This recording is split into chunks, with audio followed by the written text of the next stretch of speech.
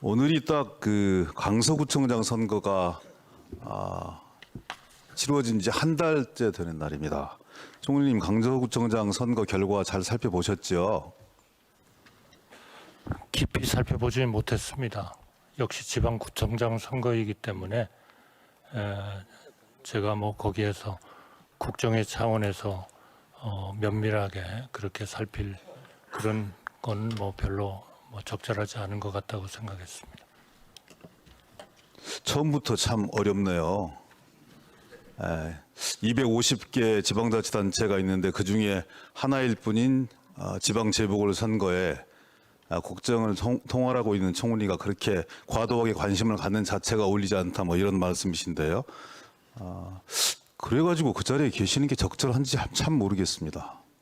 이게 하나의 선거가 아니라 이 한 곳의 선거를 통해서 민심의 풍향계를 점검하고 국정 운영을 제대로 해왔는지에 대한 평가와 판단들을 내리는 것이 일반적인 상례인데, 본 의원의 질의가 들어가기도 전에 그렇게 박음액을 치는 것이 총리의 합당한 처신지에 대해서 극히 유감스럽다는 말씀을 먼저 드립니다.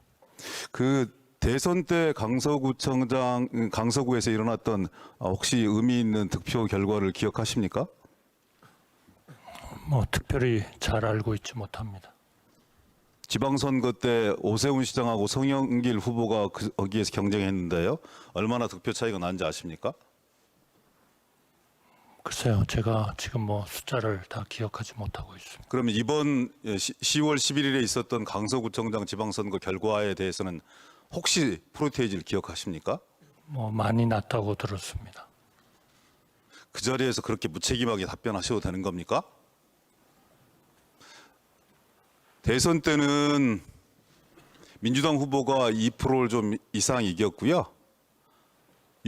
작년 6월 1일 있었던 지방선거에서는 오세훈 후보가 14% 이상의 격차를 보이며 승리했습니다. 이번 구청장 선거에서는 17.2% 차이가 났습니다. 애써 축소하실 것이 아니라 집권 1년 6개월 만에 도대체 어떤 일이 있었는지에 대해서 점검하시고 이대로 국정 기조를 가져가는 것이 옳은 것인지, 보완하고 덧댈 부분은 없는 것인지, 인사적 책임을 질 부분은 없는 것인지, 여기에 대해서 점검하는 게 총리의 당연한 일일 텐데, 일개 지방자치선거 보궐선거에 불과할 뿐이어서 깊이 관심 두지 않았다, 이렇게 말씀 주시는 것이 국민들이 납득할 수 있겠습니까? 주민들의 의견은 대단히 중요한 것이지만 그것을 국정 전체하고 연결하는 것은 조금 의원님께서 너무 나가시는 거 아닌가 싶습니다. 기동민 의원이 너무가 나가셨으면 윤석열 대통령은 한참 더 나가신 거네요. 강서구청장 선거를 접하고 국민은 늘 옳다, 어떠한 비평 하나도 변명하지 마라, 이렇게 국정의 최고 책임자가 얘기했는데 1인지상 만인지하에 그 자리에 계신 총리께서 어떻게 그런 말씀을 주세요? 1인지하 만인지상의 이 자리에 계신 총리께서 너무나 무책임하지 않습니까? 저는 그러한 총리의 직을 지금 의원님께서 말씀하시는 하나의 사람들을 세워놓은 순서로서 파악한 적은 없습니다. 아니, 그 내각을 통할하시는 총리라면 당연히 전국의 흐름들, 특히 서울과 수도권 민심이 어떻게 흘러나가고 있는 것인지, 1년 6개월에 대한 이 전반적인 평가들은 어떻게 이루어지고 있는 것인지에 점검하는 것이 당연하다고 생각하는데요.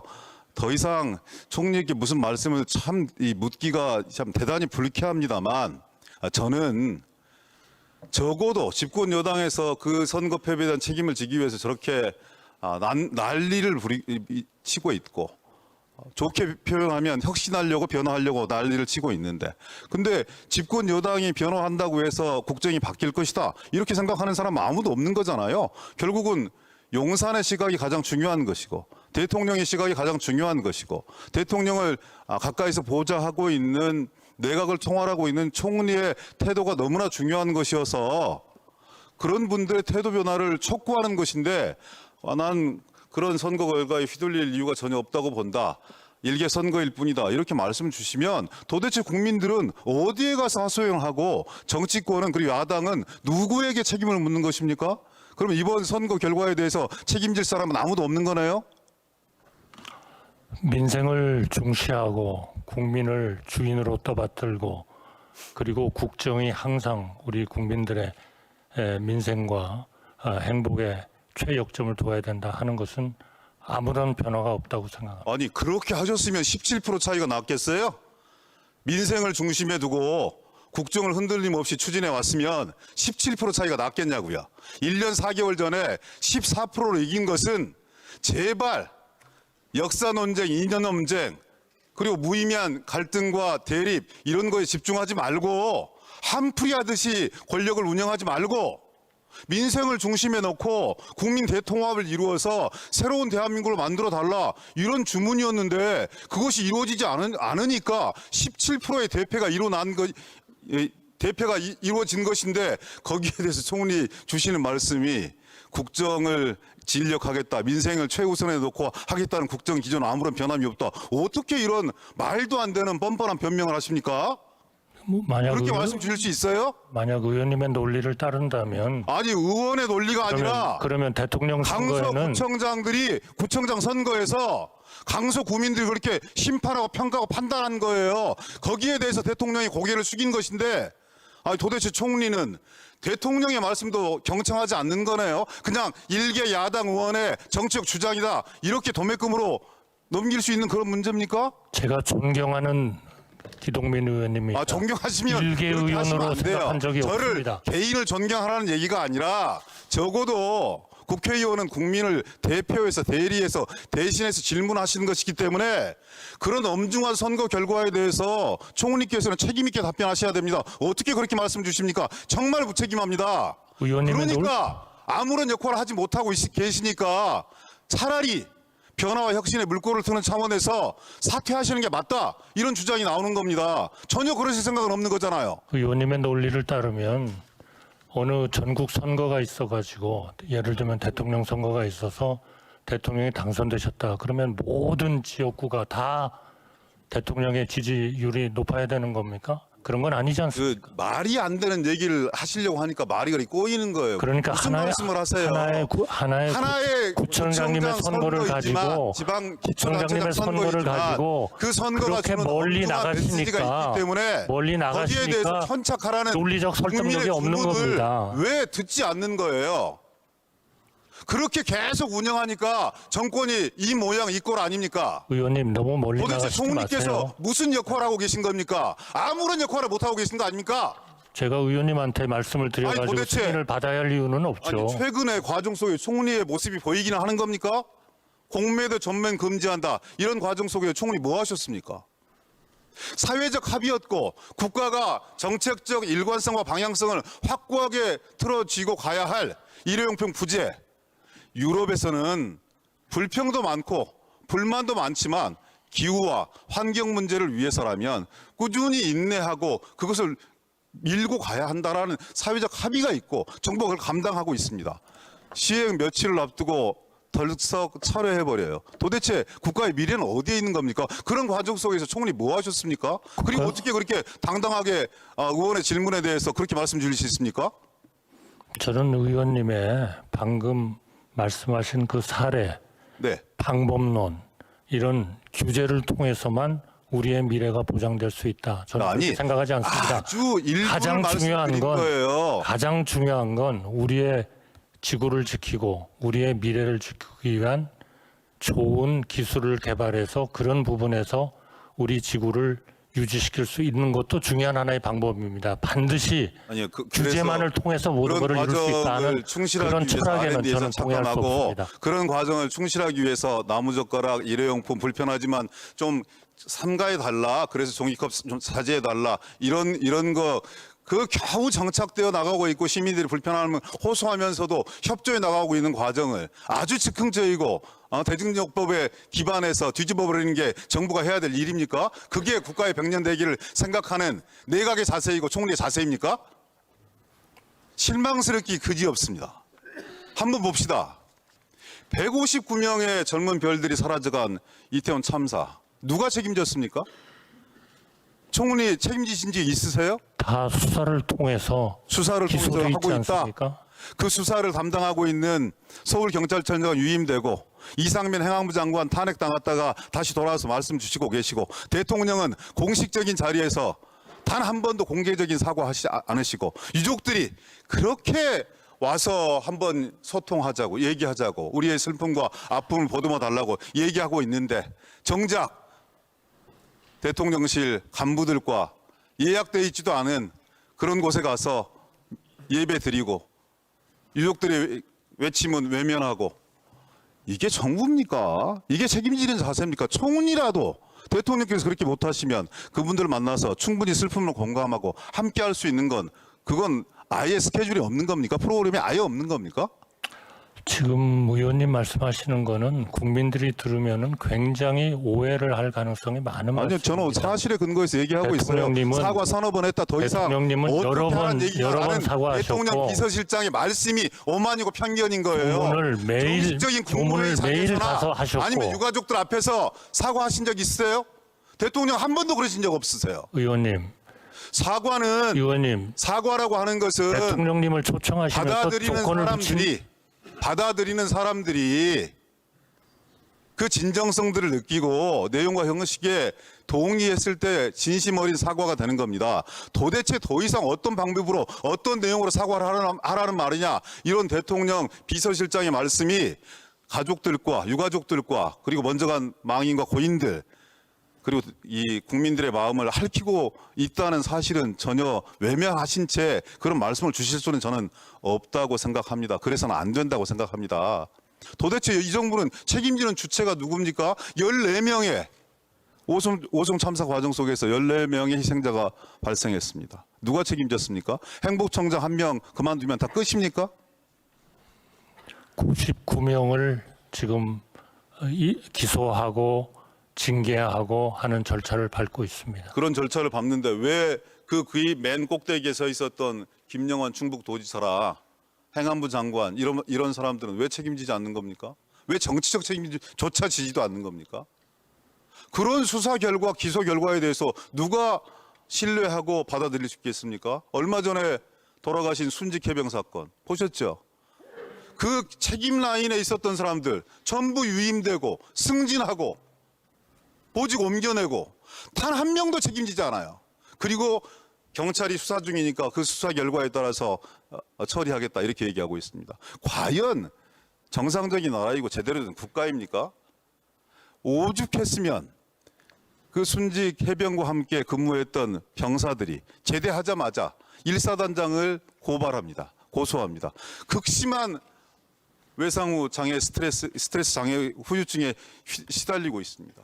국가는 어떠한 책임제도 지지 않습니다. 왜 그렇습니까? 도대체 이 윤석열 정부는 이런 사회적 참사라든지 아니면 정말 일어나서는 안 될 이런 사건들에 대해서 그 누구 한 명 책임 있게 사과하고 책임지고 국민 앞에서 대안을 말씀 주시지 않고 있습니다. 지금 총리께서도